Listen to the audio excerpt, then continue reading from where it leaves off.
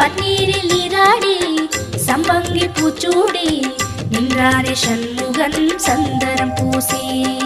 ஓம் சரவண குஹ சரவண ஓம் சரவண குஹ சரவண. பன்னீரில் நீராடி சம்பங்கி பூச்சூடி நின்றானே சண்முகன் சந்தனம் பூசி. தங்கரதமாடி வரும் வள்ளல் முகம் கோடி பெறும். தங்கரதமாடி வரும் வள்ளல் முகம் கோடி பெறும்.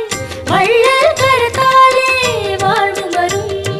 குஹன் என்றாலே சுகம் என்றாகும்.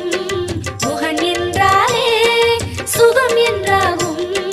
பழனி மலையில் பழகும் உறவில் பாசம் பிறக்கும். ஷண்முகநாதனை